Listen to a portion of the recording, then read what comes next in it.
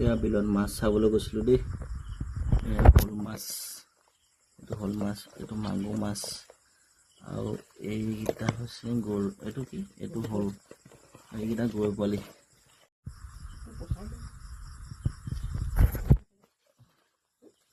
এইকেইটা ভাইটিয়ে পালে, আমি দুটা গৈছিলোঁতো।